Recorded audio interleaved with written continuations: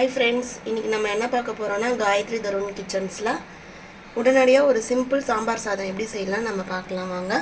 முதல்ல குக்கரில் ஆயில் ஊற்றி சூடு பண்ணியிருக்கேன். ஆயில் சூடாகிடுச்சு. இப்போ நம்ம கடுகு உளுத்தம் பருப்பு போட்டுப்போம்.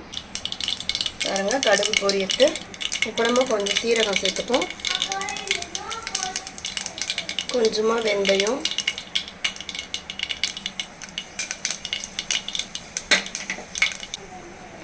பூண்டு,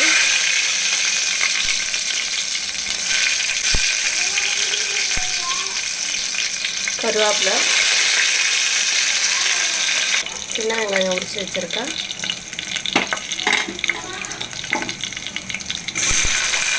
சின்ன வெங்காயம் வதக்கிட்டோம்.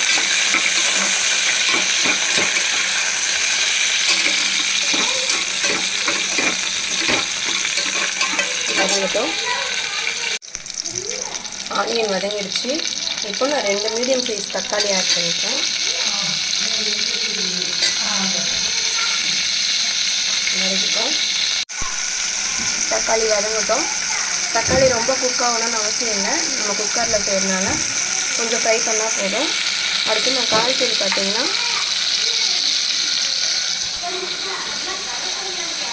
ஒரு கத்திரிக்காய், ஒரு 2 கேரட், கொஞ்சம் பீன்ஸ்லாம் எடுத்துருக்கேன். உங்களுக்கு என்ன காய் இருக்கும் நீங்கள் அதை சேர்த்துக்கலாம். உருளைக்கிழங்கு கூட சேர்த்துக்கலாம். இந்த மாதிரி நான் இருக்கிற காய் இருக்கும் சேர்த்துருக்கேன். காய்கறியும் நம்ம ஆட் பண்ணிக்கலாம்.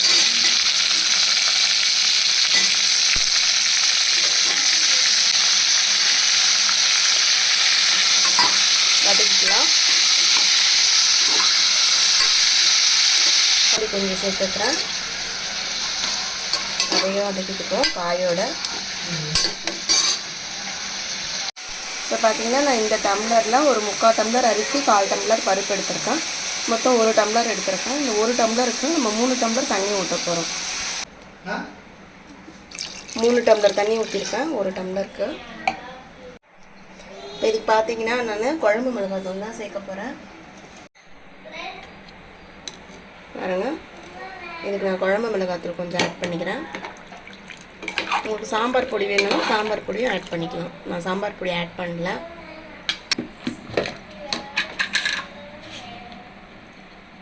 தேவையான அளவு சால்ட்டு சேர்த்துக்கிறேன்.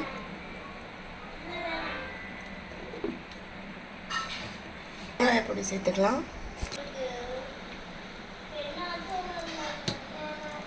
வெங்காய பொடியும் சேர்த்துக்கலாம்.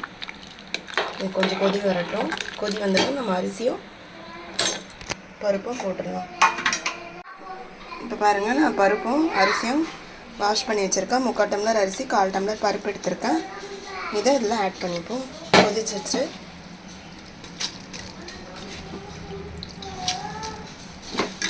அரிசி போட்டாச்சு. இப்போ குக்கரை க்ளோஸ் பண்ணிவிடுவோம். கொஞ்சமாக கொத்தமல்லி தலையை மேலே தூவிட்டு குக்கரை க்ளோஸ் பண்ணிடுவோம். இப்போ பாருங்கள், நான் ஒரு 5 விசில் விட்டேன். சாப்பாடு வெந்துருச்சு.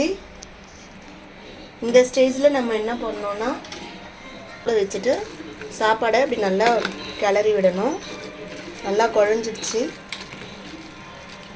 கொஞ்சம் புளி தண்ணி ஆட் பண்ணிப்போம். ஒரு நெல்லிக்காய் சைஸ் புளி எடுத்திருக்கேன். அதை கரைச்சி இதில் ஆட் பண்ணிப்போம். சாப்பாடு கொஞ்சம் நல்லா புளிப்பாக, அந்த சாம்பார் சாதம் கொஞ்சம் லைட்டாக புளிப்பாக இருந்தால் நல்லாயிருக்கும்.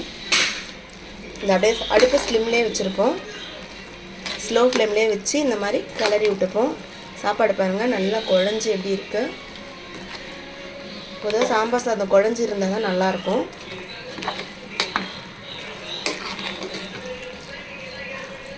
ஸ்லோலேயே இருக்கட்டும். நம்ம புளி ஊற்றுனதுனால ஸ்லோ ஃப்ளேமில் வச்சு சாப்பாடை கிளறி விட்டுட்டு இருப்போம். ஒரு 2 மினிட்ஸ் கிளறுவோம். குக் ஆகிடுச்சு.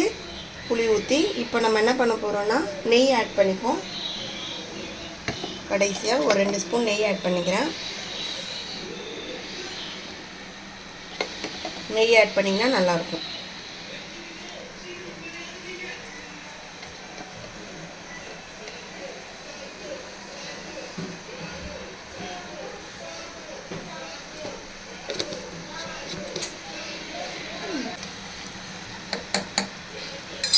அப்படியே லைட்டாக கிளறி விட்டுக்கும்.